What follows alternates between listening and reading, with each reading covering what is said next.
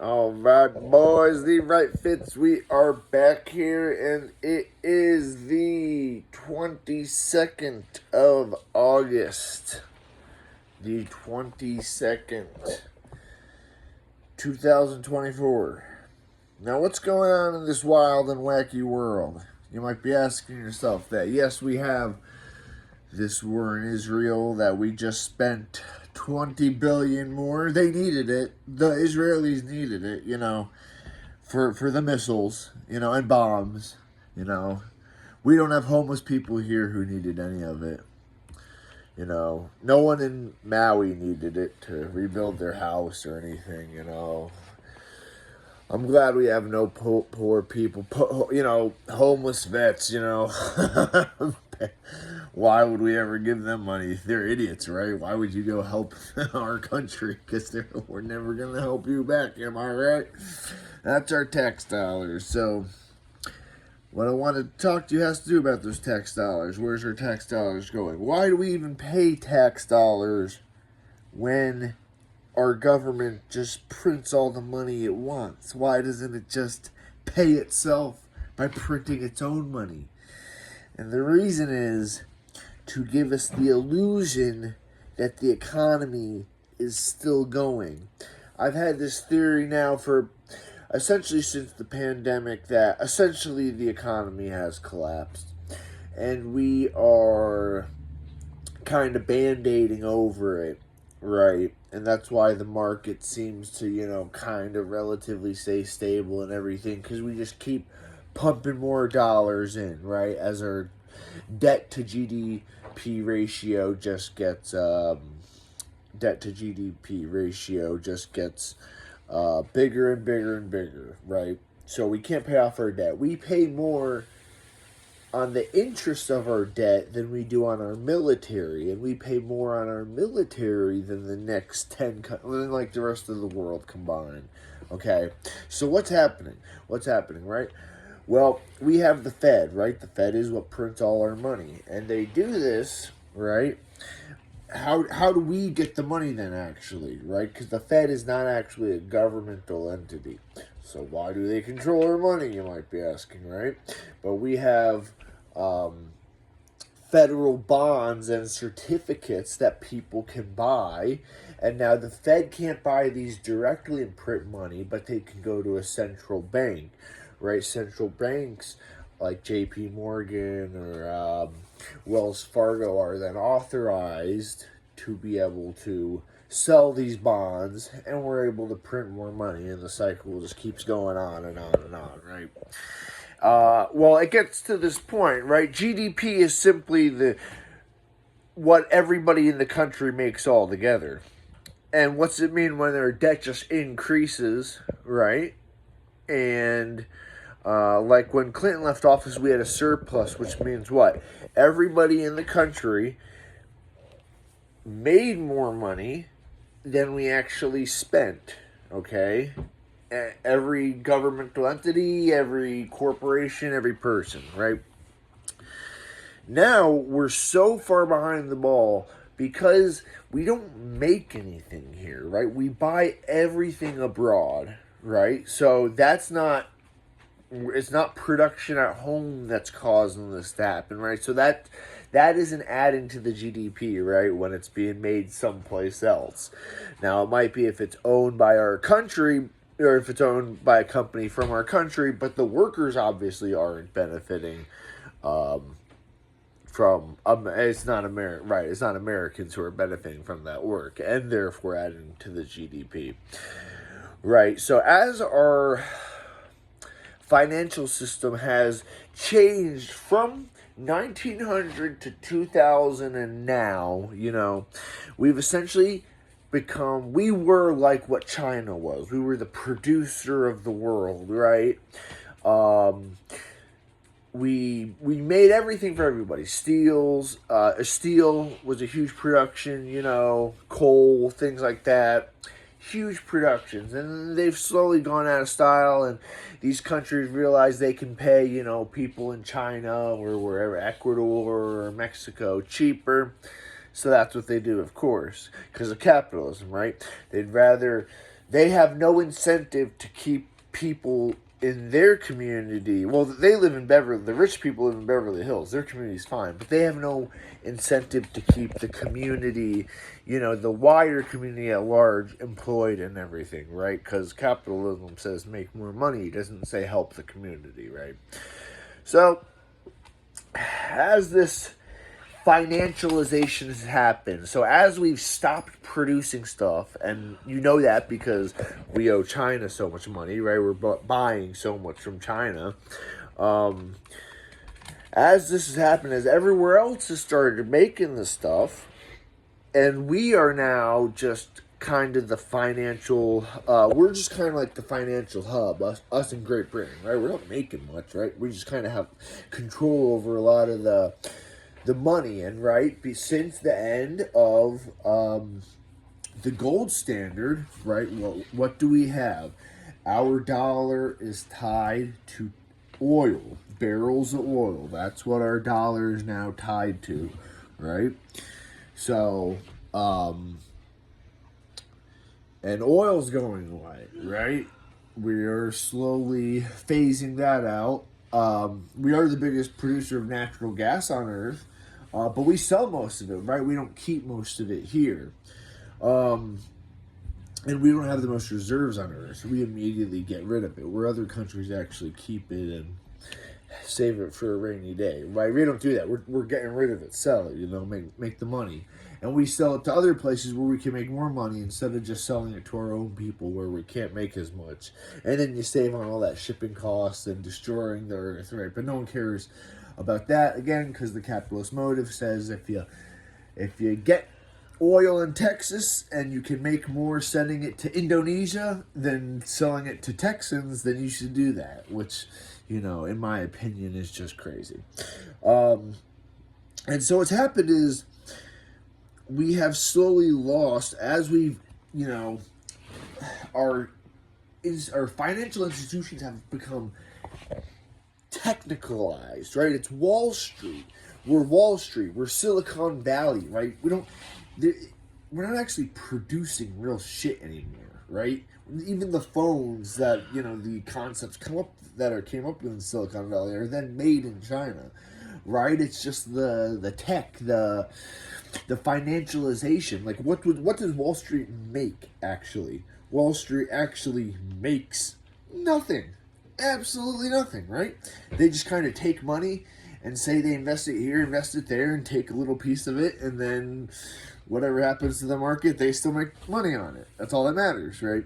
And so, as we've lost our ability to produce, and this is what's so key that Americans don't get. They just think, well, we're the real world reserve currency. Our debt can be whatever. People just want to get rid of the debt limit. And what people don't realize is, as this debt increases, the rest of the world looks at our money as not worth what it was. Because when this inflation continues to rise and rise, when our debt continues to rise and we can't pay it back, the only way to do that is massive inflation. So you actually devalue your debt, and then you can print $1 trillion bill like they did in, I forget where that was, Botswana or some African country where, I forget where that was. They had like multi-trillion-dollar bills. But you can tell that our influence in the world economy has just kept going down and down and down. Because you see right now, right, we try to do all these embargoes on Russia, right, to destroy Russia's economy, even blew up their pipeline. Of course, we say they blew up their own pipeline, but if you know the CIA, you know they lie about everything. If you know our government, you know they lie about everything. So, essentially, now we're just keeping people in line through military power. They don't have faith in our dollar anymore. And you can tell because Russia had no problem with the sanctions. Countries have no problem with their sanctions now. They have no problem getting around them. Cuba's dealt with it for 60 years now. They're not going to have a problem with it now.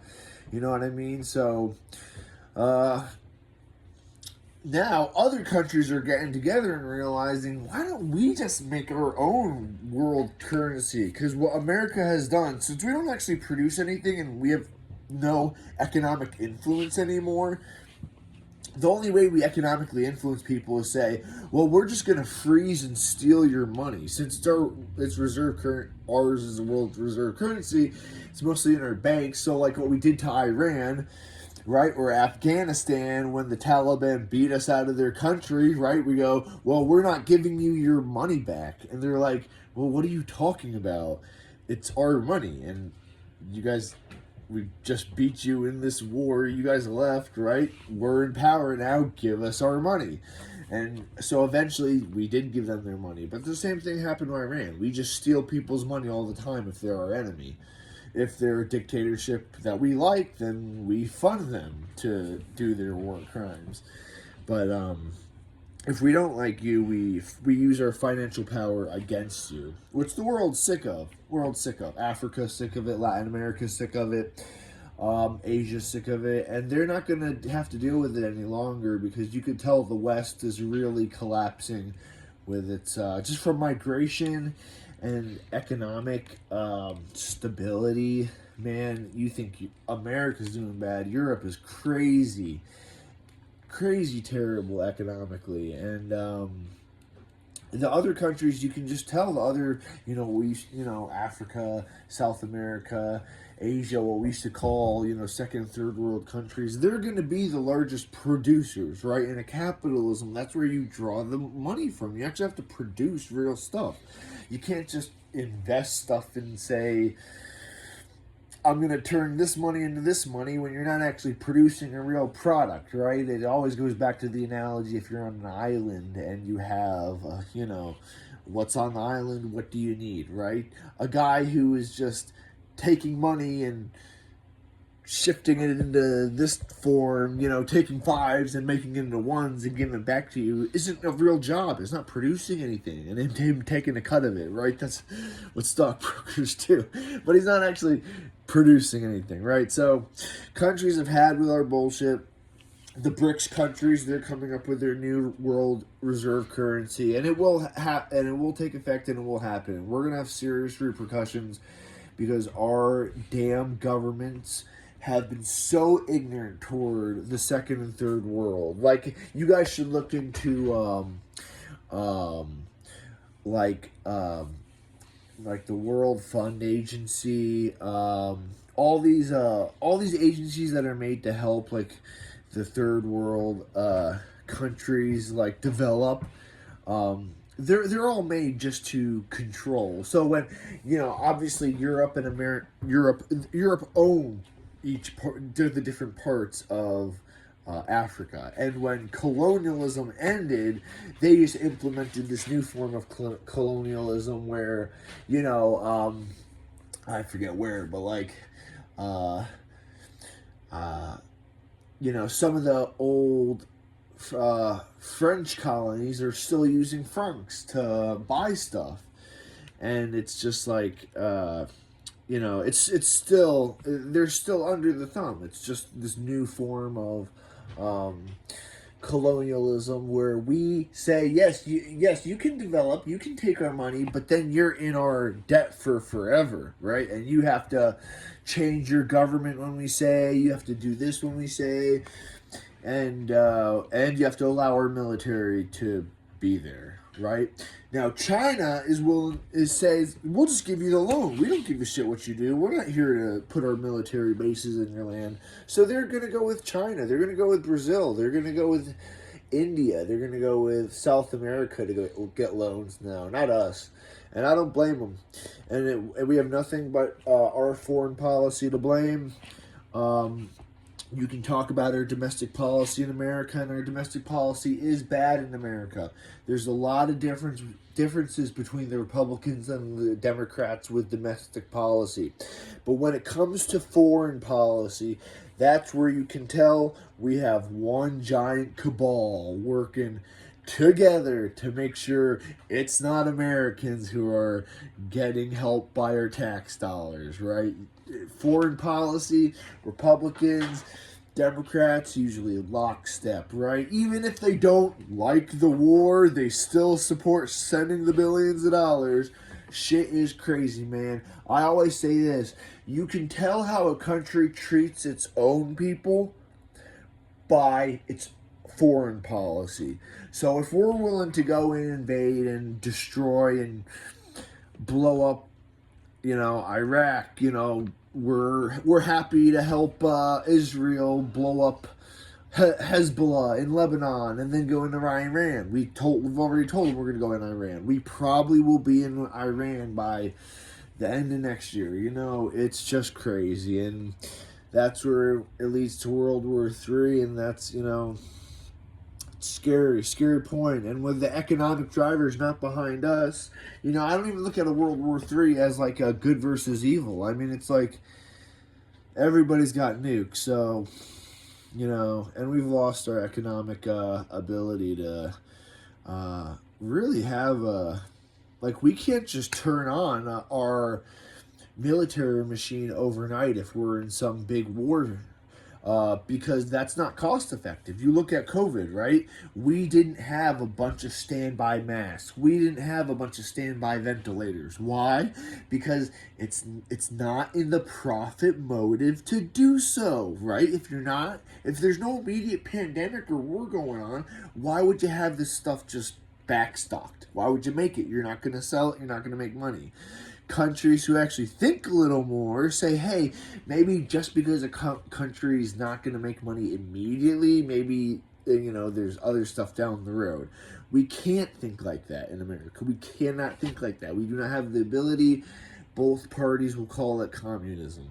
So we will not be prepared. We will not be able to, like Russia. Russia could take and same with China. They can build hospitals overnight. They can turn a car factory into a tank factory overnight. Here, right, you have to petition the courts to get the company to do it. The company gets to fight back, and it just goes back and forth, and it's just a whole bunch of bullshit. And we'll see it in the future, I guarantee it. All right, The Right Fit signing off. You guys, love you guys.